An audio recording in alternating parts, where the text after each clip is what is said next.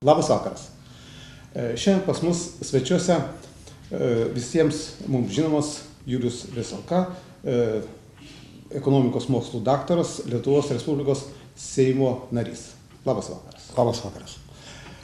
Šiandien mes norėtumėm pakalbėti su jumis įvairiausiais klausimais, bet noriu pradėti vis tik pirmą nuo jūsų vaikystės, jūsų tėvų. Jūs gimėt čia netoli Ukmergės rajone. Taip. Ir dabar jūsų pavardė Veselka. Tai čia pagal to kaimo pavadinimo, to upelio pavadinimo, ar jūsų tėvas kilęs iš ten, ar tai buvo kitokia istorija? Tėvas kilęs, čia yra toks, kai važiuoju, tarp Jonavos ir Ukmergės prieš kaimas Piliakalnis atrodo. Tai mano tėvas iš ten kilęs. Jis iš Ukmergės rajone, bet čia važiuojant į Jonavą. Bet jūs gimėt Sėsikos. Aš pats gimiau Sėsikų miestelėje. Sėsikų miestelėje. Ir jūsų tėvas 45 metais dalyvavo rezistencijoje ir buvo už tai nuteistas ir žuvo. Taip, jisai dalyvavo 41 metų sukilime. Jie suėmė komunistus, komjaunuolius, uždarė į tokį rūsį. Ir kada atėjo vokiečių kariuomenė, jie paklausė, ką daryti su tais visais uždarytais. Vokiečių karininkas pasakė, ką norite darykit. Kadangi visi buvo suimti iš to pačių Sėsikų miestelio, tai visi pakalbėjo, pasitarė, paleido. Ir taip buvo, bet paskui už tai tie, kurie jie paleido, aišku, išliko gyvi viskas, bet tada jau jie tapo daugumos stribais ir liudijo teisme. Tada tėvą pasodino 25. Bet jis kaip buvo? Juos paėmė turbūt 44 metais pabaigoj, ar 45 pradžioj, paėmė į tarybinę kariuomenę. Taip. Ir jis, kada juos iš Vilniaus turbūt vežė į Pabradę, jis organizavo 15 vyrų, jiems į pabėgo. Dar atsimenu toks Plaščiauskas, kai aš grįžau iš kariuomenės, mes atstatinėjom namą, nes buvo supuvęs.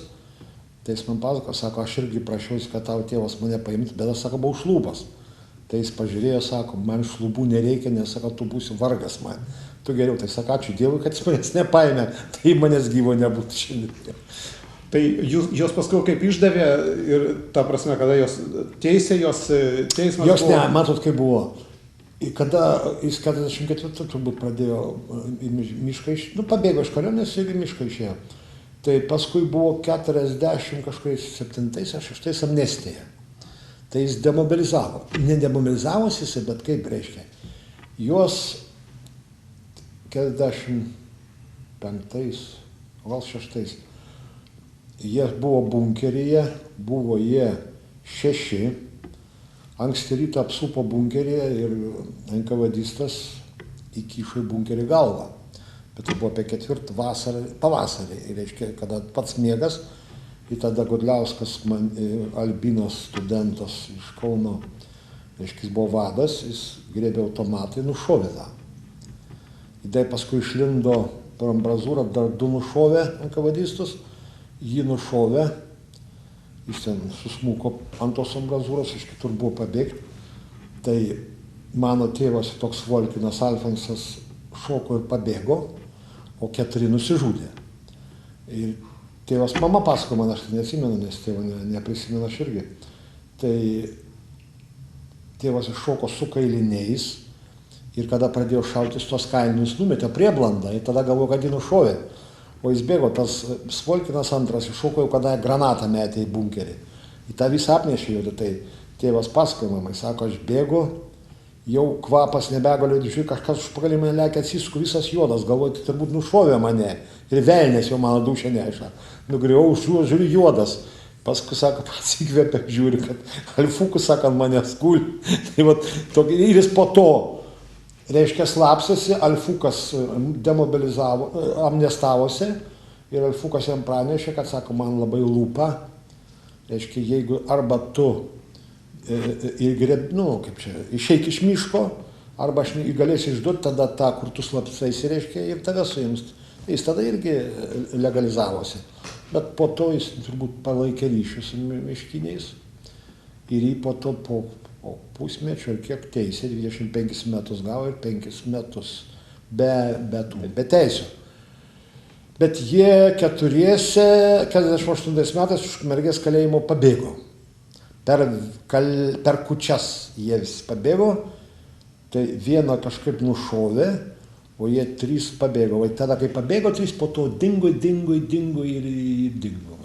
Ir matomai žuvo kažkur, tai kokiom sąlygom jūs nežinote? Kokiom žuvom, niekas tai užkasė, nors ir viskas.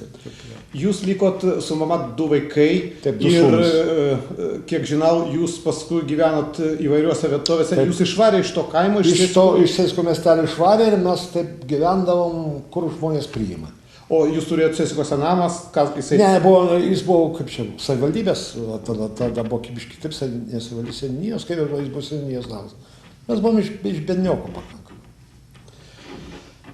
Paskui jūs atitarnavot kariuomeniai, dirbot įvairiausius darbus ir stojot į Vilniaus universitetą. Kas tai paskatino, kodėl tokia būtent? Pas mane noras mokytis jis buvo nuo pat, sakysime, kai aš pradėjau suvokti, kas yra tai vienas, o antras buvo, jūs žinote, buvo kolchozai. Ir visgi tada visi kaimuose žinojo, reikia išbėgti į miestą, kad geriau galėtum normaliau gyventi. Taigi tas buvo noras mokytis ir antras buvo kaip nors išeiti iš to kolūkio ir pradėti tokį kitą gyvenimą. Tas privertė mokytis ir įstojau.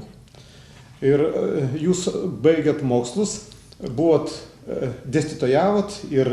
Taip, kad aš baigiau mokslus, mane paliko universitete dėstytojauti politinę ekonomiją. Reiškia, aš ją dėsčiau, bet kadangi politinė ekonomija turėjo būti partinių, reiškia, aš negalėjau būti partinių, kadangi tėvas toks buvo, reiškia, tai ir aš tą politinę ekonomiją pradėjau dėstyti, kaip, jeigu pasakyti, tą, ką Gorbačiovas pradėjo vėliau, aš dėsčiau tą 73-74 metais. Man net juokas buvo, kada Gorbačiovas pradėjo. Reiškia, aš tą pat dėsčiau, aš ne antisocialistas buvau, bet mačiau, kad reikia modernizuoti. Tai vat, ką Gorbačiovas tada dėsčiau ir kas įdomiausia, kad labai daug mano paskaitose seminarų būdavo žmonių studentų. Jeigu grupė yra, sakysim, 20 žmonių, pas mane sėdi 30. Reiškia, kuris dėstytojas, kur nors važiuodavo, palikdavo, man po to negalėdavo susišnekėti su studentais. Tai dėstytojai klausdavo, kad tu velnė ten dėstai. O aš dėsčiau, ką Gorbačiovas paskui aiškino. Taip sakant, ir pamačiau, kad mano paskaitas užrašinėja. Užrašinėja, aišku, ne tie, kurie reikia. Tada aš nutariau labai sparčiai stoti į aspirantūrą, kad sumėti pėdsakus, reiškia. Taip padariau per metus, su egzaminus sulaikiau, įstojau į aspirantūrą, matyt, šiek tiek užtruko. Kol dar visai neišvarė iš tos sistemos. Kodėl neišvarė. Į toje aspirantūrai, ten įdomus dalykai buvo, aš galvoju, kuo greičiau man apsiginti kandidatinę, tada galvoju vis tiek, išvarys, tai man vėl kur nors darbą daros. Bet dėja nespėjau, pasikvietė 2 metais aspirantūroje ir Sudavičius prorektorius liepė, arba pats išeini, arba išmesim su visais tais įrašais ten ir toliau. Tai aš galvoju, jau geriau pats išeis. Likau be nieko, supranti, jau apštvai matė. Bendrabutį gyvenu universiteto, 2 vaikai, siaubas buvo, atvirai pasakysiu, ten bendrabutį 8 kvadratukus, 2 vaikai, išmetė iš universiteto, galvoju, dabar darbo sunku surasti, bet žmona dirbo skaitliukų gamykloje tiekėjai, jis sako, tu pabandyk statybas, ten visus priimti. Aš ir pabandžiau ir iškart gavau skyriaus viršininko vietą. Statybos ministerijos metalo konstrukcijų gamykloje. Buvo susivienimas metalas, kooperacijų skyriaus viršininku iškart tapau, alga 140-50% premijos, tai nuo tų 90 litų aspirantų, tai aš pasijutau jau karalium, galvoju, gerai, kad išmet. O paskui jūs vis tik vėl pakilot? Taip, aš paskui, reiškia, kaip aš ten padirbau, bet pas mane toks charakteris, man įdomu dirbti, kol yra man nauja, nežinoma, pažinti reikia, pastangų dėti. Kada viską jau žinau, tada tuo labiau, kad būtą, kooperatinį būtą susiorganizavau. 2 vaikai, viskas man gaida, tarp kitko vykdomo komiteto labai žmogus, Kačionas supratingas buvo. Atsimenu, laukiu pasipriėmimo, sėdė veteranai karo, jie vaivaldė, aš galvoju, sin bandyta. Galvoju, bet užėjau, Kačionas, reikia padėti, ir labai greit gavau būtą. Tada pagalvojau, kaip man reikia vėl grįžti prie mokslo, nes mane traukia mokslas. Tada išėjau maisto pramonės projektavimo konstravimo biuro, vyr ekonomistų, ten parašiau disertaciją dėl alaus pramonės vystymo, reiškia tokia praktiška. Į cholerą tada Garbačiovas už mane ant gerimo šitą, suprantate. Ir man Lietuvoje jie neleidžia gintis, kad aš siūliau alaus didinti vietoj stiprių alkoholinių ginimų. Tai Meškauskas Kazimieras akademikas sako, tu važiuok, sako, į Maskvą, ten jeigu gausi atsiliepimą gerą, tai čia visi pasirašys. Tai aš makti Maskvą, suprantate. Į Maskvą nuvažiuoju, išeinu alaus ir alkoholinių gėrimų institutą, užeinu pas direktorių, ten kažkoks vyras sėdi, šnekasi jie. Tai ko reikia, aš ten viską paaiškinau. Tas vyras kitas, kuris neinstitutė, sako, kaip tik ko reikia mums. Duok, sako, turi paruošęs balvankę atsiliepimą. Sakau, turiu, bet mano palikta, taip. Tai ateik, sako, ateik į RSFSR Gosplaną. Aš tik pasirodo, ten buvo Gosplano pirmininko pavaduotojas RSFSR. Jam kaip tik labai patiko nealkoholinį ir alaus vystymo vietoj stiprių alkoholinių, ko čia bijojo. Jis man pasirašo šitą ir aš, suprantate, turiu konjako butelį. Įsivaizduoju, tas RSFSR Gosplano pirmininko pavaduotojas yra kažkoks, niekas, kaip sakant, turiu konjako butelį. Dabar aš nedrįščiau.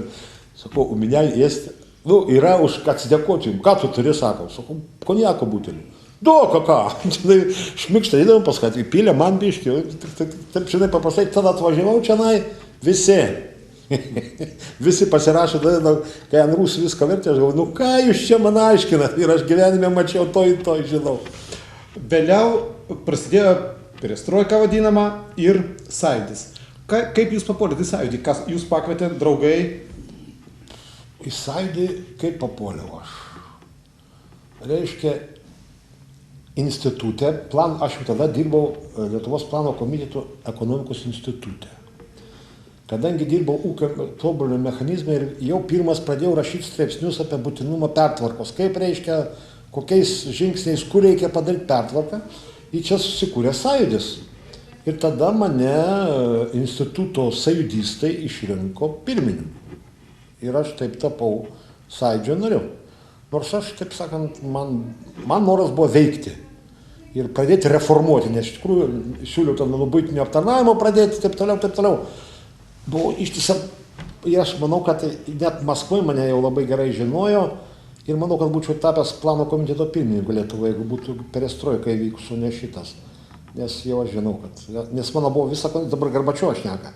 Palikti mano buvo tokia koncepcija paruošta, sąjunginė atspausdinta knygoje viską, reiškia palikti sąjungai tik gynybai užsienio reikalus, nustatyti normatyvus, kiek buvo, o toliau viską savarankiškai tvarkome. Man atrodo, kad šitas variantas būtų.